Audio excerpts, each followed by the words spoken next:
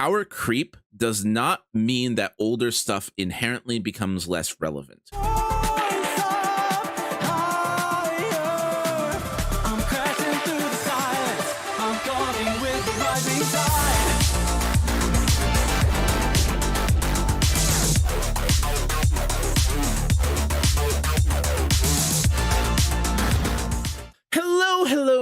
Hello, everybody. How you guys doing? Welcome back to the video. Okay, so there has been a huge heated discussion in the gacha space in regards to power creep. Like, that has been going everywhere, and power creep is something that I am personally very aware of and very passionate about. So I decided to throw my net in the ring. Dear Lord, help me. And I have also decided to bring someone else in on this sinking ship. Chaingear, would you like to introduce yourself here? Yeah, what's up? My name's Chaingear from Chaingear Game. You can find me everywhere. You can find me on Twitch. You can find me on YouTube, on Twitter, wherever you want to find me, I'll be there.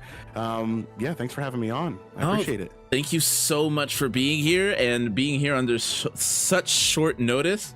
Like, I just kind of was like, hey, do you want to talk about this? Because you're the only, like, other gacha, quote unquote, gacha creator right, that I am in direct contact with. And you started pushing me on this, so I figured I might as well get you on here. Yeah, I know. I mean, I'm happy to be on here. I mean, I wouldn't even say that I'm a gacha creator. I just really fell in love with, like, Wuthering Waves, Zenless Zone Zero. I used to play Punishing Grey Raven a ton, though I just jump back in. Gotta get a couple characters in there. But no, yeah, I love those games, and I just started streaming them because I just love playing them. I mean, they're just really fun games, and I think you jumped into my stream, and then I jumped into your stream, and I'm glad that you and I connected, because I love these games. They're super fun. I kind of play them like any other action game, though. You're on a different level, man. Like, you're, I watch your content, especially the new, guide that you have out and things like that. And I'm like, I have a lot to learn. So, no, I thank you so much for having me on. And I'm glad you and I connected. Oh, flattery will get you everywhere. Anyway, no. Like, in seriousness, I don't think I'm that great. You play more gachas than I do. What are your thoughts on power creep in games? Oh man, that is a can of worms for sure. I think I'll try and keep it as simple as possible. Power creep is a part of a bit of a new wave of gaming, right? If we take a look before games as a service, or at least kind of ongoing games, I think games as a service we look at now as, our current gacha games, our current MMOs, things like, Destiny 2, which is a huge part of my gaming MOBAs life. Yeah, exactly. Yeah, all these games that have been around for over 3 years and plan on continuing, right? Let alone 10 years, 15 years.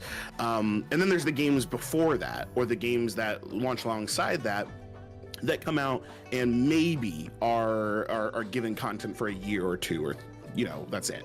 But maybe they're single player, maybe they're co-op or something. And so power creep is really this kind of new age problem where before I wouldn't say it's a problem. Now it's a bit of a problem, because when you have characters or weapons or items that are released, the only way, you have two routes to make them interesting. Route A is to make them different, right? You have a character that is an attack type. Now you have a character that's a healer. Oh, those are completely different. They both give me two different abilities, different utility, and they're quite interesting. It might make sense to have both. One does attacks with fire, one does attacks with ice. And fire does something different. It burns, people, so it does damage over time. Freezing stuns them, and both are valuable, but they're valuable in different situations. Then route B is making them stronger, right? So, okay, I have the fire attack character, and now I have a better fire attack character. Well, of course, that's much more interesting, right? And so we see this come up all the time in MMOs. We see it come up in, and I'm going to reference Destiny pretty often probably. But we see it in games like Destiny, which is all about new guns. A new gun comes out and we go, oh, okay, well, is this one better than the other one, right? That's all we ever ask, right? Well, is this one better? What's the reason for me to get it? So power creep is a bit challenging because it's a part of game design where you take a look at, you know, the future of your game and you say, where are we going to tune the game up a bit so that we can get people excited for what is coming? And so my general thoughts are understand what we're talking about here before you jump into the conversation, because I think a lot of folks are having these conversations without understanding the history of it or understanding it as a concept. And I think that informs how I feel about it personally, which is it's something that will exist and is borderline necessary for most games that want to be a service and want to be around for as long as these games can be. So Wuthering Waves, Zenless Zone Zero, Honkai Star Rail, Genshin Impact, Punishing Gray Raven, which has been around for 5 years, Destiny 2, World of Warcraft, they want to continue to exist for as long as you're willing to pay. And to make you interested, they have to give you another carrot. And at some point, that carrot has to be a stronger, larger, more nutritious carrot, not just one that's a different color. Because at some point you'll run out of colors or at some point you'll run out of different shapes, and instead you have to just make it larger. And managing how much larger and in which way you're going to do that is the challenging part. So I'll pause there because I could yap forever, but is that a good place to start? Yeah, that's a great place to start, actually. Yeah, no, I've designed like a little bit about me. A long time ago, I did some indie game development. Nothing like serious, just RPG Maker and such like that. But I had friends in the industry. I had I have a friend who worked on some pretty big AAA titles over in Japan. I can't name them because he could possibly get in trouble. It's weird. Did you know that? I did not know this. Did you know you could still get in trouble with NDA contracts past the time the game is released? Like, I did not know that was a thing. Yeah, NDAs can get a little crazy sometimes. But no, like, especially in card games, because card games have to deal with power creep all the time. And with what you described, there are two types of power creep, going a vertical power creep and a diagonal power creep. Vertical power creep is where you build options, like what you described, where you have fire units, ice units, water units, etc., and you build options for that sort of archetype, and it just starts scaling up and vertically sideways, basically, where the game, which is, in my opinion, the correct way to do power creep. And then diagonal power creep, where you just stack on top of each other, where you just make bigger numbers and better options on top of each other as you go along. Hi, Sunar here. I'm here to interrupt this video because I fucked up, or messed up, sorry. So when I meant diagonal power creep and vertical power creep, just switch those around. I think vertical power creep is really bad, while diagonal power creep is really good. I think vertical power creep is where you stack things on top of each other, and diagonal power creep is where you create verticality and you basically create more options rather than strictly creating something better than something that already exists. So when I'm talking about this going forward, just flip my words around when I refer to diagonal and vertical power creep. Thanks. Okay, sorry for that mess up. I'm bad with my words. Back to the video. Bye. I personally think diagonal power creep is really bad for the player base and really bad for the game and longevity, and it makes things really unsustainable in the long run. While vertical, eventually it will reach the same level as diagonal power creep, but it won't reach it as fast or as quickly, and it paces things out a lot more. Long story short, I think power creep is inevitable. I don't think there's any avoiding it, and in some instances I think it's actually healthy for the game to have power creep, which is going to get some comments going. I'm gonna let you go for that before. I hear me out, okay? So, if the game, as a theory crafter, as someone who digs into the systems, if the game does not offer new tools or new ways to approach things, or new things to uncover, the game will become stale. And if everything is at the same level consistently, basically from launch to end, then there will be nothing to uncover, which is part of the issue that theory crafters had in Genshin Impact, is because everything became so stale and so basically discovered by the end of it, because nothing really ever power crept. They're starting to power creep now, but everything was so the same for so long that there was nothing really to like dig our teeth into, or turn things on its head, so to speak. I don't know. Does that make any sense? Yeah.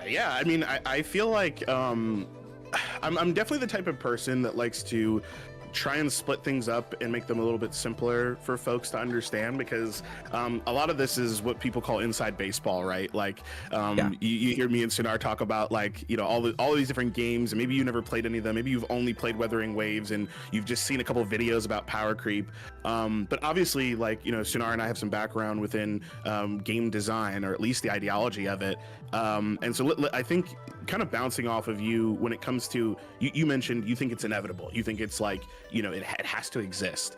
I don't disagree with you at all, especially within games like Wuthering Waves. And let's stick to Kuro, right? Let's stick to Kuro and their games. The reason I say this is because someone might say, oh, well, you know, League of Legends doesn't have a ton of power creep, and Super Smash Bros doesn't have. Okay, well, hold on. Oh, yes, Super Smash Bros is a game that it made a bunch of characters and then wants you to play a sport with them, right? They want you to have a party with them. They would have kept making characters forever if they really wanted to milk that much money off of the game, but they didn't think that was worth it. And you can take a look at other competitive shooters, right? Take a look at the competitive shooter landscape, the competitive MOBA landscape. They try as hard as they can not to power creep. They only try to side grade, right? They try and give you options, right? They say, okay, we don't. Actually, a great example is that a lot of League of Legends characters that have really high win rates are original League of Legends characters. So, you know, those are different types of games. We're specifically talking about Gacha, and we're specifically talking about Wuthering Waves, WUA, and its contemporaries. It's similar types of games. The big four right now: Genshin Impact, Honkai Star Rail, Zenless Zone Zero, and Wuthering Waves. Yeah, there you go. And so what I want to do is I'm going to throw another game in there, which is Punishing Gray Raven. And the reason I'm doing that is because if you don't understand Kuro's history, or Genshin's history, or you know, Zenless Zone Zero's future, or Honkai Impact Third's history, you know, then you won't understand what these games are like in the first place. Gacha games are built off of power creep. They're built off of it.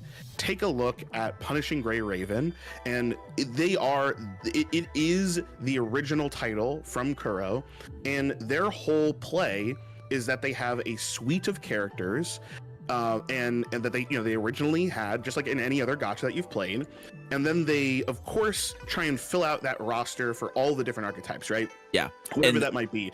Yeah, go ahead. No, it's exact, and I'm going to throw other things in here because we were going to discuss it. Card games. Card games are probably the closest thing I can compare to it in terms of how power creep is. And there's one thing that when you're designing a card game, when you're starting the card game from off the bat, you have to actually plan for power creep. You have to go, how are we going to power creep this game? Because if you, for one, it's kind of predatory, but if you never include more powerful options, no one's going to buy new tools. And that sounds really sucky to say, but that's how all of these games work. If you don't incentivize the players to buy new things, players are never going to buy new things. Yeah, and I think there are also two types of players, right? I mean, there's way more than two, but we'll just make it real simple and say hardcore and non-hardcore, not casual, but hardcore and non-hardcore. Hardcore players are the ones that are going to max out everything and stick to the meta, right? And so what they are looking for in particular is the next character to swap out with one of their teams, right? So let's say, I would say probably the average hardcore player has 2 to 3 teams, probably 3 within Wuthering Waves. Within Zenless Zone Zero, both of those are 3-player, and so or 3 character types. And so like they have, we have 3 different teams with 3 different characters each. That's 9 different characters, and these are my formative teams. They're great. I can take them into any combat. I can take them into anything, and I love it. And in the beginning, it's probably like a purely premium team, all through paid currency, whether you got that for free or not, different story, but all premium currency, and you got these polls off the premium banners, limited banners, and you've got this cracked team. Your second one might be a hybrid, right? Because maybe your healer, your premium healers on your first team, your free healers on your middle team, and then your final team is maybe all free characters that you got in the very beginning, right? But they're good, right? You got copies of them and stuff like that, so they're pretty good. In the future, what hardcore players are trying to do is swap characters out, right? Lower end characters, they want to swap them out with better premium characters. Make it easier for them to clear content, Right, yeah, exactly, right? That's the hardcore player. Like, the reason they're playing is because they want to get better times. They want to get higher up on the leaderboards. They want to be able to learn new things, but tackle content at a faster rate, or the numbers are very important. A non-hardcore player, this includes casuals, this includes the soft core player, which is someone who likes the idea of a lot of these things, maybe can master a character, maybe can understand how to do basic rotations, but they're not playing the game at the highest level. They're not worried about exactly what's the best thing, but maybe what feels the best to them. Soft core players, they don't necessarily care about power creep the same way, right? They care about options, they care about style, they care about interest within the character itself, and hardcore players can as well, but above all, they really care about the synergy, the numbers, going up, getting things done faster. And so when you watch a review, a lot of reviews will say, hey, buy this character if you want them. If you want this character, you 100%, you person who's watching this video, if you're just trying to figure out if you should pull the character or not, if you like them, pull them. You can beat all the content in Punishing Gray Raven. You can beat all the content in Wuthering Waves. You certainly can beat all the content in Zenless Zone Zero outside of the hardcore endgame content. That is just for a select group of people.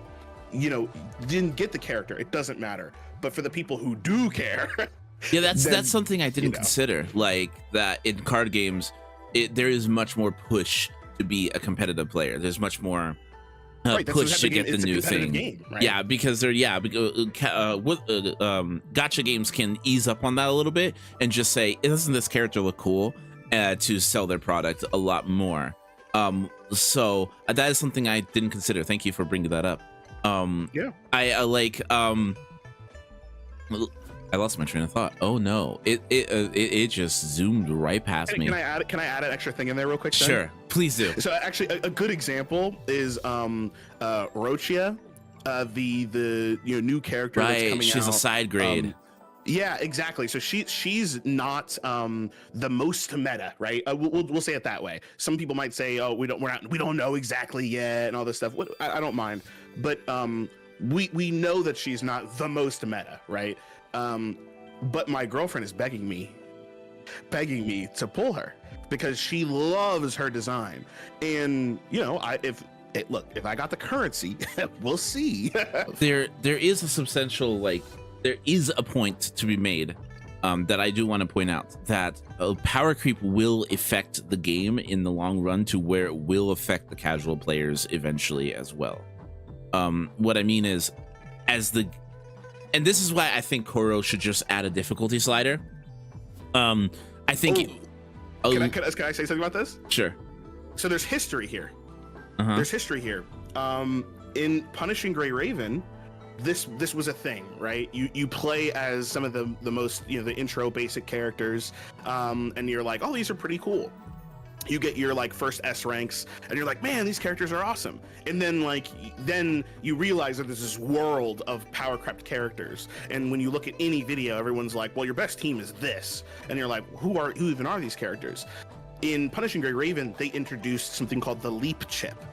And the Leap Chip is how they decided, this is how Kuro has this is in their original game, the way that they decided to solve power creep without directly buffing or nerfing characters is by adding a brand new upgrade module to the original characters. So all of the original characters are slowly but surely, actually it's happening at a faster rate right now, getting these leap chips that completely add brand new maybe effects to their original skill sets. This is making some of the older characters that you might have originally fallen in love with, it's making those characters viable again, if not some of the higher, better damage output in the game, which is awesome because it allows you to pull without fear of the character being worse later on. Even the characters that, for example, if you have please give it to Calcharo. Please give it to Calcharo. Yes, let's use Calcharo. Let's use Calcharo, right? Calcharo is power crept, right? Calcharo is power crept. Zhang Liao felt really bad for Calcharo pullers. Zhang Liao is a free character. You got Zhang Liao for free, and then you could have gotten a copy of him, and so you have this like really cracked, amazing character that completely power crept this other lightning DPS character. What do you do about that? If you like Calcharo, you'll just keep using Calcharo because he's certainly viable in all endgame content right now. It might be more challenging, but I wouldn't say it's by a landslide, maybe by a letter grade, but not by a landslide. Oh, it's by a landslide. It is by a landslide. Like statistically, like. It is by a landslide, and you heard it here first. You heard it here first, y'all. Like, by a landslide. And so a way that they could do, they could buff it. They could do this, and I'm a big fan of making sure the story is aligned with the mechanics, right? The game design itself. They could say, oh, here's a side quest with Calcharo. That's weird. What's this? And if you have Calcharo, you can run this side quest, and or even maybe if you don't, you get this artifact that he finds, or you get this thing that he finds that gives him a bit of a boost of power. Maybe it's something as simple as every basic attack charges up something, and then when you do your special, it creates or your skill, it gives you a certain buff, and maybe that gives you enough DPS to close the gap. Or maybe even surpass Zhang Liao. But the only reason you would do that is if you already had invested or you own that character. And it's a way to deal with power creep. And that's why in the very beginning of this conversation, the design, we had specifically mentioned the design of how you deal with the power creep from A to B is really what's challenging. You can just power creep and then ignore it, or you can power creep and deal with it. If you ignore it, that's the worst case scenario. Dealing with it, finding a way to manage it is the best case scenario because it makes everyone feel invited and welcomed comparatively to some other options.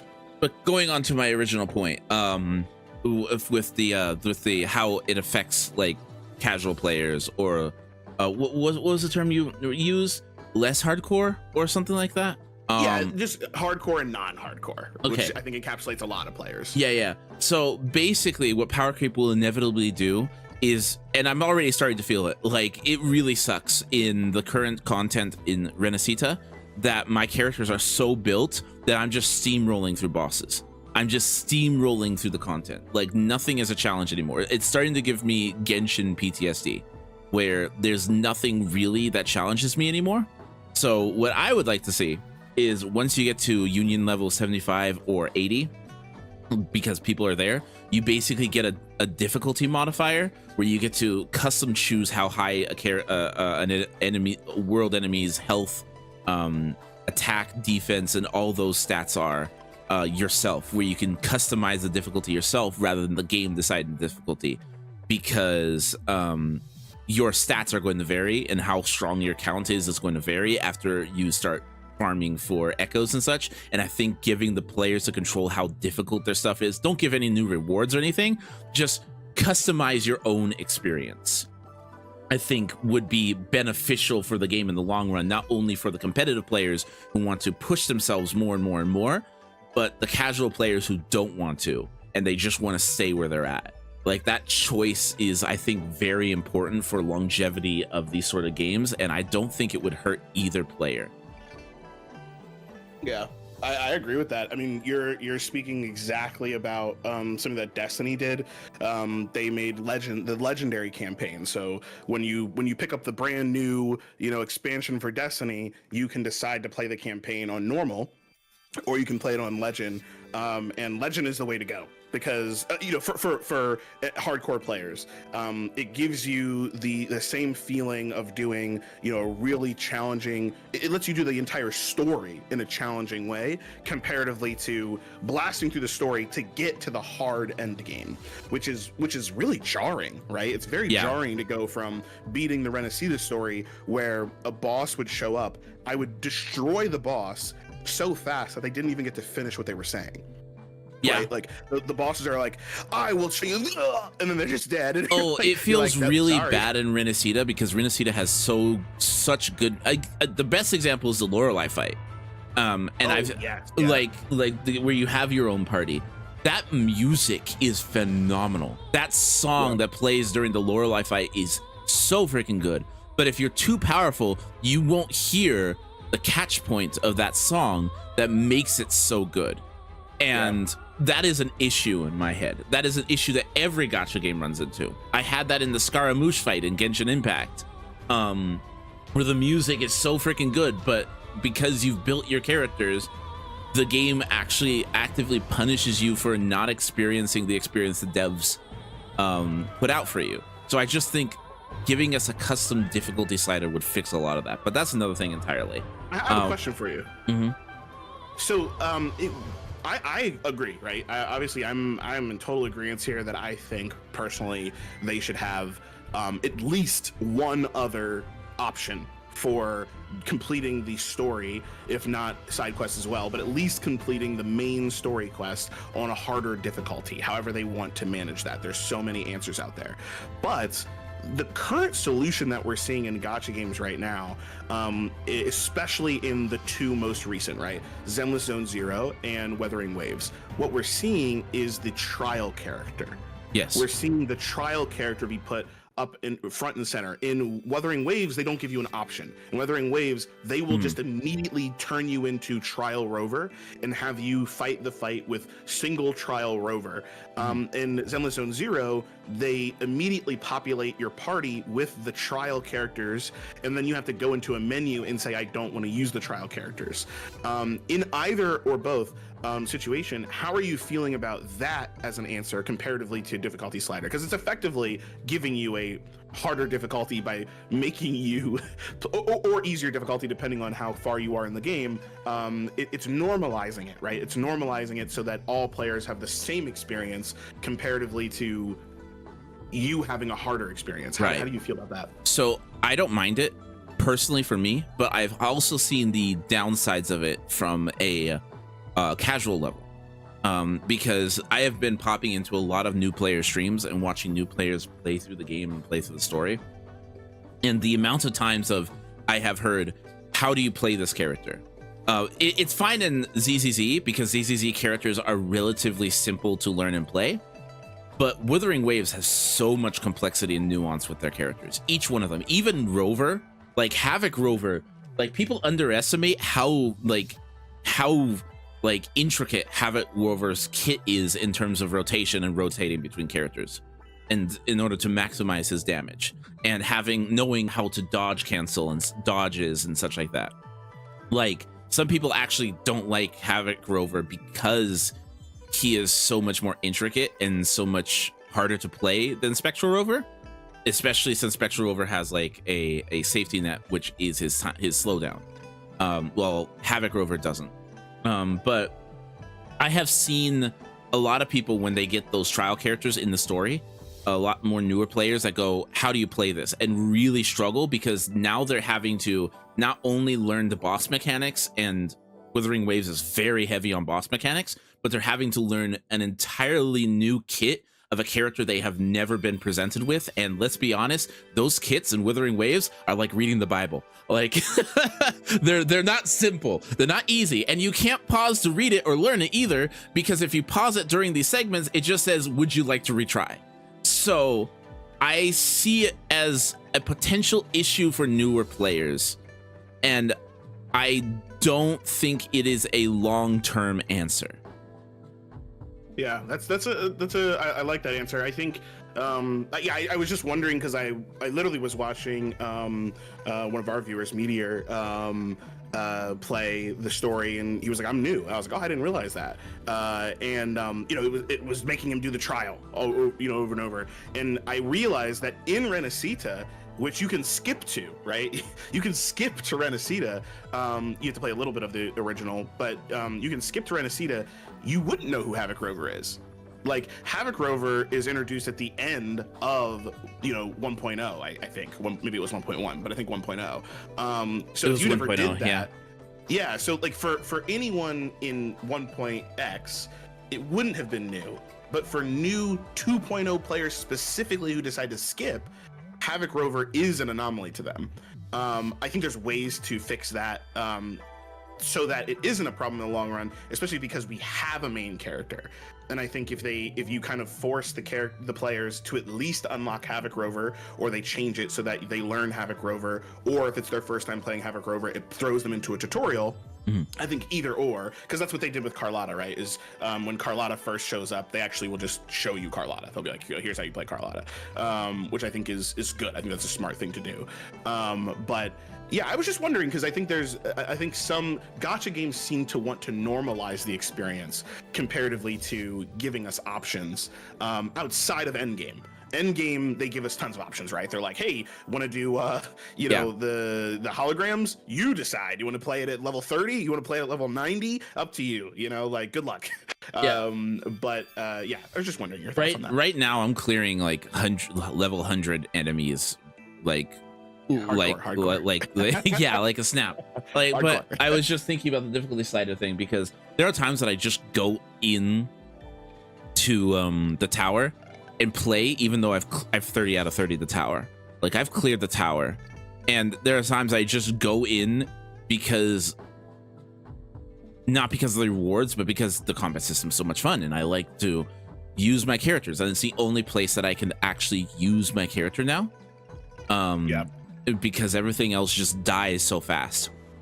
Right. And basically, one issue I'm uncovering is that if things die so fast, it screws over the rotations, and so you don't have enough energy if you use a character that uses a liberation. You basically waste your liberation. You don't accumulate enough energy to keep it going, and you have to build it up, and that feels really, really bad.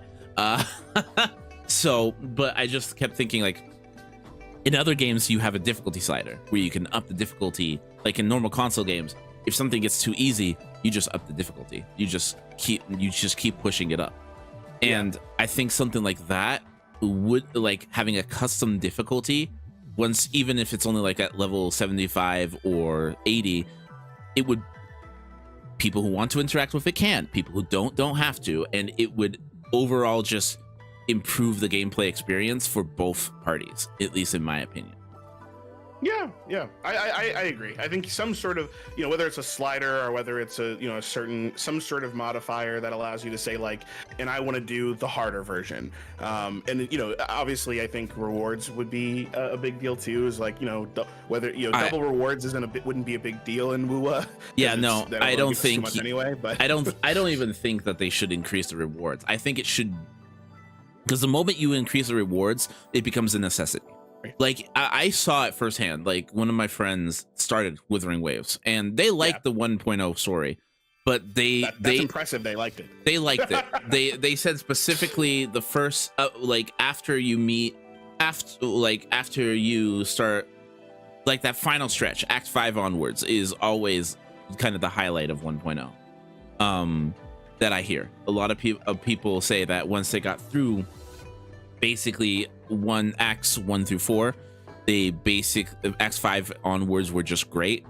But I see so many people when they get to Mount Firmament, like, they're like, oh, this is so good.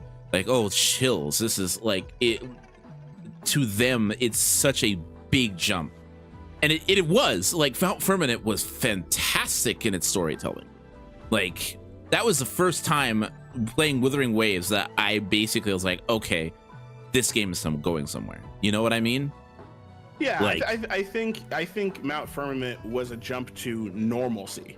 I genuinely think 1.0 was not good. I think it was the only reason I kept playing WUA is because I played PGR and I knew that Kuro would cook. Not because I thought the amount of friends I had that played 1.0 and that quit 1.0 and never got to 1.1, 1.2, they just never got there. It's a lot. And these are gacha players, even some that had played PGR because of just insanity that happens in PGR. And we're not there yet in WUA. WUA has I cannot wait for WUA to get to where I showed you a trailer recently of a character that came out, and I was like, it's going to be crazy when WUA gets some of those types of characters. But yeah, I think the 1.x series was good. I think the story was great in Mount Firmament, but I think the telling of the story could have been better. 2.0 I think is, I don't want to say it's perfect, but it is the pinnacle of what they've been building up to. It's basically the pinnacle of what they were building up to. Yeah. But long story short, I think power creep is a necessary evil for these type of games. I think you can control the power creep and how fast it approaches things, but you cannot prevent it entirely. And that's fine. I think Kuro is doing a decent job. Like even the new Nightmare Echoes are just strictly better. I mean, it doesn't feel as bad because they're free, but they are a strict improvement 90% of the time compared to their counterparts. So that in itself is power creep. And I usually view power creep as has the power level of the game increased? Has the top of what you can achieve gone up since X amount of time? If the answer is yes, then that is power creep. That is usually how I view power creep. And I think even RPGs have it. It's something that is inevitable, said Thanos. But how you approach it is important, because a friend of mine said this the other night, and I think this was perfect. You don't want to make players feel like the value, the time, effort, and money that they spent has been devalued. So you want to power creep a character after after like a year, 2 years, a certain amount of time, but you don't want to do it immediately to patch afterwards, because it makes the player feel like, why am I even spending? Yeah, I think it's funny that honestly, I genuinely think the gacha conversation has gotten a little out of hand to me, because gachas, like, we do have to be completely honest about what these games are, right? Like, I like these games, and I love some of them, right? I think ZZZ and WUA, they scratch an itch that no other game in the industry at all right now is scratching for me, right? It's not happening. It's only in those two games where I am constantly coming back because I'm enjoying it. But it's pay to play here. It's pay for literal power. Things that people have been complaining about for years is the fundamental design of these games. We know it, and we're okay with it. And so the conversation is now talking about how to do it well. And I think that's really important to understand. Of course, power creep is going to exist because we're literally paying for it, right? They're saying, hey, otherwise we wouldn't pay for any character unless they just looked cool. But there are certainly characters that people pay for because they're like, well, this one's just better. And like, you know, I think it's just important, like, to understand that that's what these games are. That's what these games are about. And there's a way to do it correctly. I love what you just said and completely agree about the fact that it's got to be a year or so before you start replacing characters. Yeah, 100%. And there is a sense, going on that note on what you just said and bouncing off of you, like, so I think betas, like private betas that they do, like for 2.1 example, the beta is going on right now. I think it's a double-edged sword, because the player, hear me out here, players make terrible game developers. Players will always want something bigger and better than what came before.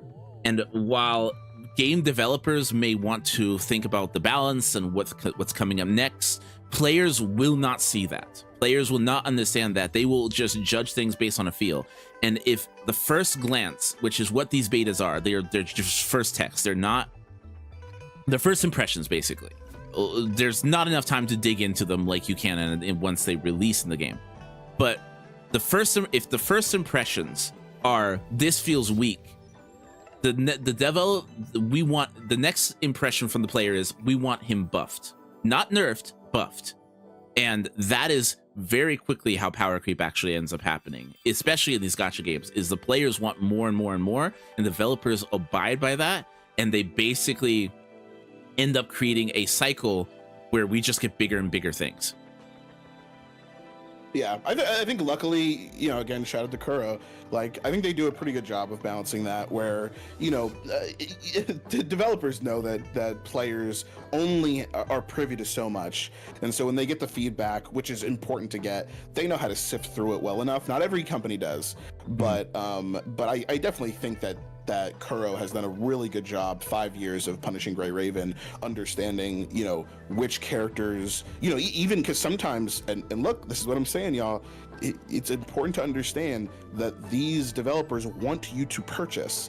And so, for example, if you know anything about Punishing Gray Raven, you know Lucia Crimson Weave. That's who you know, Alpha Crimson Weave.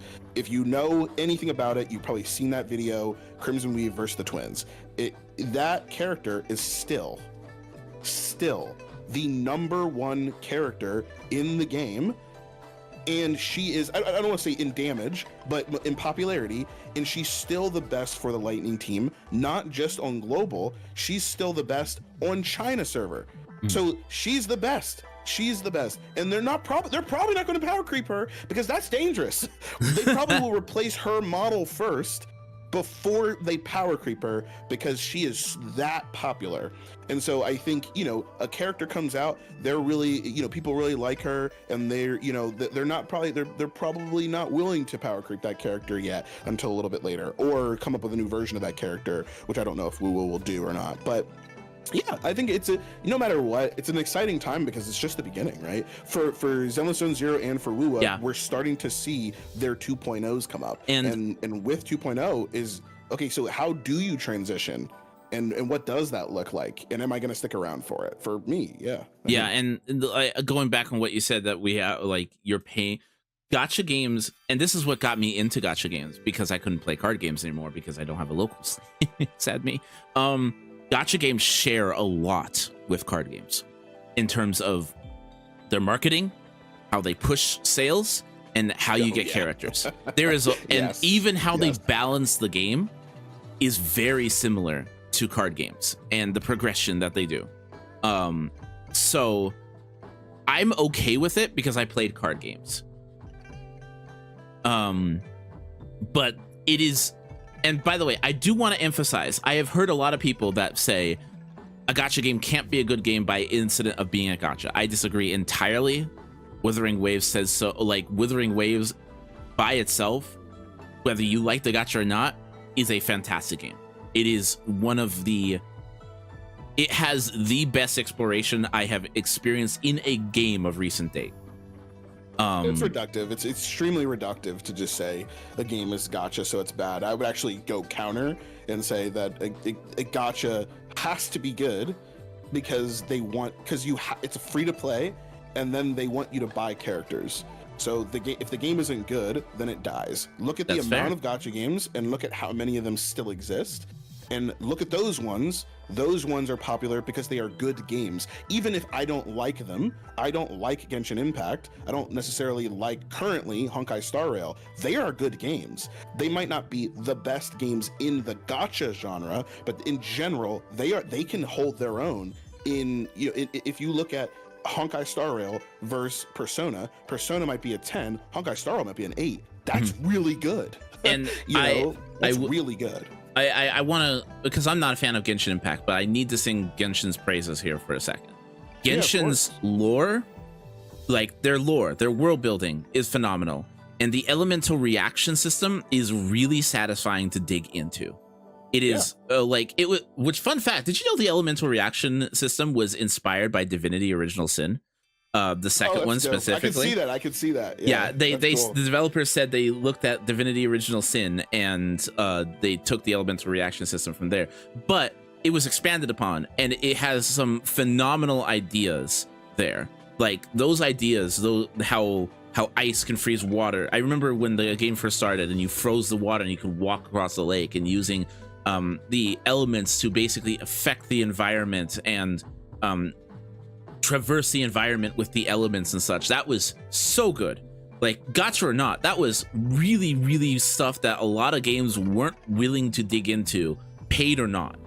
And even Wuthering Waves has some of the best combat in the industry, not just Gacha games, but video games in general. It also has fantastic level design now with Renacita, and amazing like mobility and transportation, like exploration mechanics and such that other games could learn from. And just to say it's bad because it's a gacha is completely dismissive of what you can learn from these games outside of them. Yeah, I agree. But that's another story. That's another conversation entirely. And we've talked, we've yapped long enough, and you have other things you have to do. Chain, thank you so much for joining me. Thank you so much for the conversation. That was a lot of fun. Anytime. It's a blast chatting with you. Likewise. Where can we find you?